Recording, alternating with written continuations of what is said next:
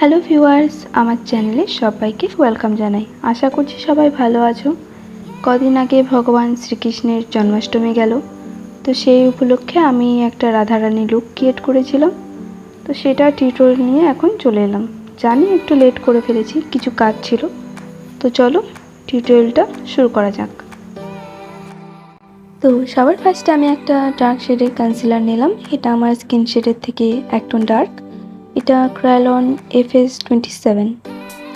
By the way, skin আমি আগেই prepare করে নিয়েছিলাম। এখন আমি চোখের নিচে এবং মাউথের সাইডে, যেহেতু এখানে পিগমেন্টেশন একটু বেশি থাকে সবারই, আর গালে যে ডার্ক স্পটগুলো আছে সেগুলো আমি একটু হাইড করে নিচ্ছি। তোমরা চাইলে এখানে অরেঞ্জ কালার কারেক্টরও ইউজ করতে পারো, বাট আমি লুকটা একটু বেশি ন্যাচারাল রাখার জন্য এক শেড ডার্ক কনসিলার ইউজ করছি। কনসিলারটা ব্লেন্ড করে নেব। এটা বেশি ব্লেন্ড করলে চলবে না, কারণ এটা হেঁটে যেতে পারে। তো কনসিলার সবসময় হালকা হালকা ব্লেন্ড করাই উচিত। ব্লেন্ড হয়ে গেলে আমি পরের স্টেপে চলে যাচ্ছি। ফাউন্ডেশনের জন্য এখন আমি ইউজ করছি ক্রায়োলন FS28। এটা আমার স্কিন টোনের থেকে এক শেড লাইট, তো এটাই ইউজ করছি আমি। খুব বেশি কাভারেজ আমার চাই না আজকে, তো আমি অল্প অল্প ফাউন্ডেশনটা ইউজ করছি। পুরো ফেসে ডট ডট দিয়ে অ্যাপ্লাই করার পরে আমি আঙুলের সাহায্যে একটু ফাউন্ডেশনটাকে স্প্রেড করে নেব, যাতে আমার ব্লেন্ডিংয়ে সুবিধা হয়। স্প্রেড করা হয়ে গেলে এখন আমি একটা ভেজা বিউটি ব্লেন্ডার নিয়ে ইউজ করব ব্লেন্ডিংয়ের জন্য। বাই দ্য ওয়ে, তোমরা কখনো বিউটি ব্লেন্ডার না ভিজে ইউজ করো না। ব্লেন্ড হয়ে যাওয়ার পরে আমি এখন আইব্রোসটা একটা স্পুলি ব্রাশ দিয়ে উপর দিকে করছি, যাতে আমার ব্রাউ প্রোডাক্টটা লাগাতে সুবিধা হয়। আইব্রোসটা আমি একটু ন্যাচারাল চাচ্ছিলাম, আমার খুব বেশি হেভি আইব্রোস পছন্দ নয়, সেই জন্য খুব অল্প পরিমাণে আমি এঁকে নিলাম আইব্রোটা। আইব্রোসের লুকটা যাতে একটু শার্প হয়, সেজন্য আমি একটু কনসিলার থেকে টেনে নিচ্ছি একটা ফ্ল্যাট ব্রাশ দিয়ে। আর ফ্ল্যাট ব্রাশ দিয়ে কনসিলার আমার পুরোটা টানতে ইচ্ছে করে না, যেহেতু একটা আনন্যাচারাল লুক চলে আসে। তো আমি জাস্ট নিচটা পুরো আর উপরটা একটু জাস্ট সাইডটা করলাম। আইব্রোসটা আমার করা হয়ে গেছে। এবার আমি একটু ফেস হাইলাইট করব। আমার স্কিন শেডের থেকে দুটো লাইট কনসিলার নিয়ে আমি চোখের নিচে একটু করে দিচ্ছি, ঠোঁটের নিচে, নাকের দুটো জায়গায় আর কপালে। ঠোঁটের পাশেও একটু দিচ্ছি, যেহেতু পিগমেন্টেশন থাকে।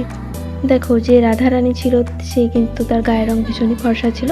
তো ফর্সা মানুষদের এমনি একটু গালগুলো লাল লালই হয়, বাট আমি তো ফর্সা না, তো ব্লাশ কালারটা আমাকে আনতে হবে।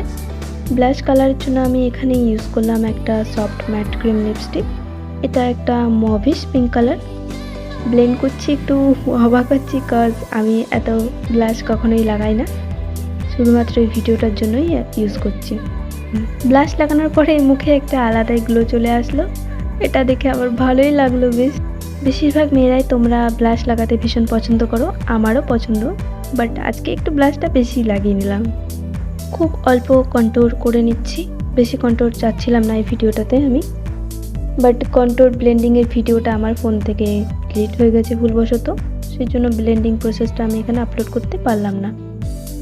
যেখানে যেখানে আমি হাইলাইট করেছিলাম কনসিলার দিয়ে, সেখানে সেখানে একটা ট্রান্সলুসেন্ট পাউডার ইউজ করে নিচ্ছি সেটিংয়ের জন্য, নাহলে ক্রিজ পড়ে যাবে। কনসিলার সেটিংটা অলওয়েজ ট্রান্সলুসেন্ট পাউডার দিয়েই করা উচিত, অন্য কোনো কম্প্যাক্ট পাউডার দিয়ে করলে অত ভালো মেনটেন হয় না। যে ক্রিম কন্ট্যুরটা ব্লেন্ড করেছিলাম সেটা এখন আমি পাউডার কন্ট্যুর দিয়ে সেট করব। আমার ফেস ছোট হলেও কপাল আমার ভীষণ বড়, তো কপালটা একটু কন্ট্যুর না করলে চলে না আমার, তো সেই জন্য করছি।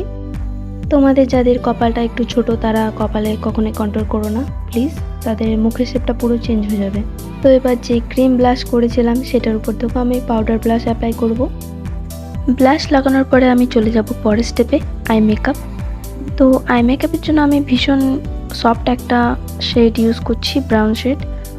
আর এটা আমি ইউজ করছি কজ আমার একটুখানি হুডেড আইস, তো হুডেড আইসে ক্রিজ খুব একটা ভিজিবল হয় না, তো সেই ক্রিজ লাইনটাকে আমি হালকা করে ক্রিয়েট করতে চাই।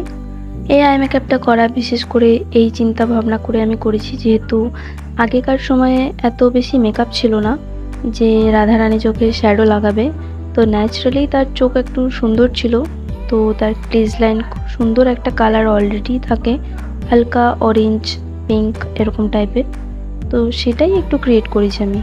লোয়ার ল্যাশ লাইনেও আমি সেম শেডটা অ্যাপ্লাই করছি একটা ফ্ল্যাট শেডিং ব্রাশ দিয়ে। লোয়ার ল্যাশ লাইনে শ্যাডো লাগানো হয়ে গেলেই বাস, এরপরে আমি কোনো রকম শ্যাডো আর ইউজ করব না। এখন একটু ডিফিকাল্ট পার্ট রেড আইজে লাইনার লাগানো। তো দেখো আমি কি করছি, আমি হাফ পুরো আইটা করলাম না, হাফ আই থেকে লাইনারটা একটু সরু করে টানলাম, নিয়ে যেখানে আমার চোখটা শেষ হচ্ছে সেখান থেকে আমি লাইনারটা লম্বা করে টানলাম, নিয়ে যে লাইনটা লম্বা করে টানলাম সেই লাইনটা আমি যে চোখের পাতায় যে লাইনটা টেনেছিলাম সেটার সাথে জয়েন করে ফিল করে নেব। লাইনার ডান হয়ে গেলে আমি আইল্যাশটা কার্ল করে আমি মাস্কারা লাগিয়ে নেব ভালোভাবে।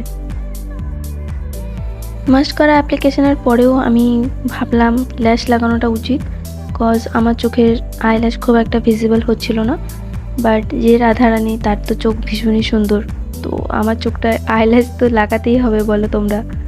তো হালকা দেখে একটা ল্যাশ আমি লাগিয়ে নিলাম।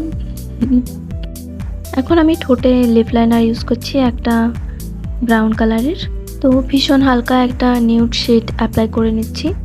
তো এখন করে নেব রাধারানীর সেই খুব সুন্দর ফুলের বিন্দি স্টাইলটা। তো এখন একটা ডটিং রুল দিয়ে আমি হোয়াইট অ্যাক্রিলিক কালার নিয়ে টিপ করতে যাচ্ছিলাম, বাট ক্যামেরা আর আয়না সামলাতে গিয়ে আমার কোনোটাই ভালো হচ্ছিল না, তো মুছে আমি অফ ক্যামেরায় ঠিক করে নিলাম পুরোটা। আর এই লুকটায় জুয়েলারি হিসাবে আমি ন্যাচারাল ফুল ইউজ করেছি, নাক চম্পা। তো লুকটা আমি ভীষণ সিম্পল রেখেছি সেই সময়ের কথা ভেবে। তোমরা অবশ্যই জানিও আমাকে লুকটা তোমাদের কেমন লাগলো, টিউটোরিয়ালটা কেমন লাগলো, আর ভালো লেগে থাকলে একটা লাইক আর চ্যানেলটা সাবস্ক্রাইব করে দিও। ভিডিওটা দেখার জন্য অনেক অনেক থ্যাংক ইউ সবাইকে।